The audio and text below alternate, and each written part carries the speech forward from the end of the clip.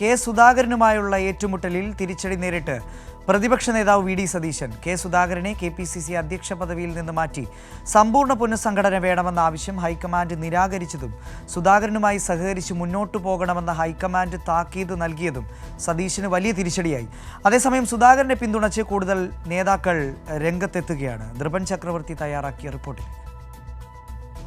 കേരളത്തിലെ കോൺഗ്രസിലെ ചേരിപ്പോരിൽ പ്രതിപക്ഷ നേതാവ് വി ഡി സതീശൻ പൂർണ്ണമായി ഒറ്റപ്പെടുന്നു എന്നതാണ് വസ്തുത. കാരണം KPCC അധ്യക്ഷനായ കെ സുധാകരനെ മാറ്റി സമ്പൂർണ്ണ പുനഃസംഘടന വേണം എന്നതായിരുന്നു വി ഡി സതീശൻ്റെ ആ കടുംപിടുത്തം. ആ കടുംപിടുത്തത്തിന് വലിയ തരത്തിലുള്ള തിരിച്ചടിയാണ് ഹൈക്കമാൻഡിൽ നിന്ന് ഏറ്റത്. മാത്രമല്ല, സുധാകരൻ തുടരുന്നു, ഒപ്പം തന്നെ പുനഃസംഘടനയുമായി മുന്നോട്ടു പോകാനുള്ള പൂർണ്ണ സ്വാതന്ത്ര്യവും കെ സുധാകരന് ഹൈക്കമാൻഡ് നൽകുകയും ചെയ്തു. മാത്രമല്ല, വി ഡി സതീശന് കർശനമായ താക്കീത് കൂടി ഹൈക്കമാൻഡ് നൽകിയെന്നതാണ്. രണ്ട് കാര്യത്തിലും വലിയ തരത്തിലുള്ള തിരിച്ചടിയും ക്ഷീണവുമാണ് വി ഡി സതീശന് നേരിട്ടിട്ടുള്ളത്.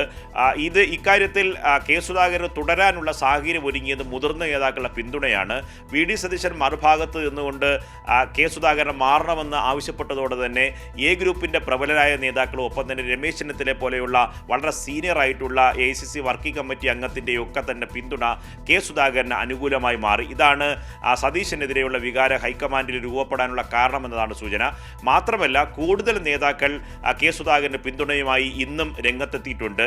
ശശി തരൂരും ഒപ്പം തന്നെ കെ മുരളീധരനും ഒക്കെ തന്നെ നേതൃമാറ്റമില്ല. ഒപ്പം തന്നെ അങ്ങനെ നിയമസഭാ തെരഞ്ഞെടുപ്പുമായി ബന്ധപ്പെട്ട് സർവേ നടത്തുന്ന കാര്യം തങ്ങൾക്ക് അറിയില്ല എന്ന നിലപാടുകൂടി നേതാക്കൾ ഇന്ന് പ്രതികരിച്ചിട്ടുണ്ട്. അങ്ങനത്തെ ഒരു ചർച്ചയില്ല. അതൊക്കെ അങ്ങനത്തെ ഒരു കാര്യം എവിടെയും നടക്കുന്നില്ല. എല്ലാ കാര്യങ്ങളും സംവിധാനങ്ങളും ഭംഗിയായിട്ട് മുന്നോട്ട് പോകും. തൃപ്തിയുണ്ടല്ലോ. എന്താ ആർക്ക് അസംതൃപ്തി ഉള്ളത്? ഒരു തൃപ്തി കുറവുമില്ല. തൃപ്തിയായിട്ട് മുന്നോട്ട് പോകുന്നുണ്ട്. എനിക്ക് തോന്നുന്നില്ല. എന്തായാലും എൻ്റെ അറിവിൽ ഈ കാര്യത്തിൽ തീരുമാനം ഞങ്ങളുടെ അല്ല, ഇവിടെയല്ല. അത് ഹൈക്കമാൻഡെല്ലാം ചിന്തിച്ച് തീരുമാനിക്കും. എനിക്ക് തോന്നുന്നില്ല. പക്ഷേ ഞാൻ ഇതിനെക്കുറിച്ച് അഭിപ്രായം പറഞ്ഞു കഴിഞ്ഞാൽ വിവാദത്തിൽ ഞാൻ കയറുന്നില്ല. സർവേനെ കുറിച്ച് പ്രത്യേക അറിവില്ല. ഞാൻ കുറച്ചും കൂടി അന്വേഷിച്ചിട്ട് പിന്നെ നോക്കാം. വലിയ തരത്തിൽ പ്രതിപക്ഷ നേതാവ് വി ഡി സതീശൻ ഈ പ്രശ്നങ്ങളിൽ ഒറ്റപ്പെടുന്നു എന്നതാണ് ഏറ്റവും പ്രധാനപ്പെട്ട വസ്തുത. കാരണം രാഷ്ട്രീയകാര്യ സമിതി യോഗത്തിൽ വി ഡി സതീശൻ തന്നെ ഏകപക്ഷീയമായി 63 മണ്ഡലങ്ങളിലെ തെരഞ്ഞെടുപ്പ് പ്ലാൻ താൻ തയ്യാറാക്കിയിട്ടുണ്ട്, അങ്ങനെ മുന്നോട്ട് പോകാൻ പോവുകയാണ് എന്ന് KPCC അധ്യക്ഷനടക്കം ഞെട്ടിച്ചുകൊണ്ട് വി ഡി സതീശൻ പ്രഖ്യാപിക്കുകയായിരുന്നു. അങ്ങനെയാണ് AP അനിൽകുമാർ ആ യോഗത്തിൽ ചോദ്യം ചെയ്തത്.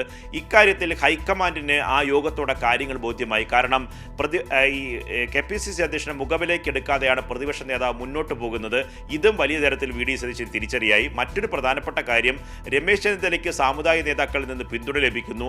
ഹൈക്കമാൻഡിൻ്റെ പിന്തുണ കൂടി വി ഡി സതീശന് പോകുന്നു. ഈ ഘട്ടത്തിൽ വി ഡി സതീശൻ്റെ രാഷ്ട്രീയ ഭാവിയിൽ തന്നെ വലിയ തരത്തിലുള്ള തിരിച്ചടി ഉണ്ടാകാനുള്ള സാധ്യതയുണ്ട് എന്നതാണ് മുതിർന്ന നേതാക്കളും രാഷ്ട്രീയ വിദഗ്ധരും ഇക്കാര്യത്തിൽ വിലയിരുത്തുന്നത്. വരും ദിവസങ്ങളിൽ മുതിർന്ന നേതാക്കളുടെ പ്രതികരണവും ഹൈക്കമാൻഡിൻ്റെ തുടർ നടപടികളുമൊക്കെ ഇക്കാര്യത്തിൽ നിർണായകമായി മാറുകയും ചെയ്യും. നന്ദു.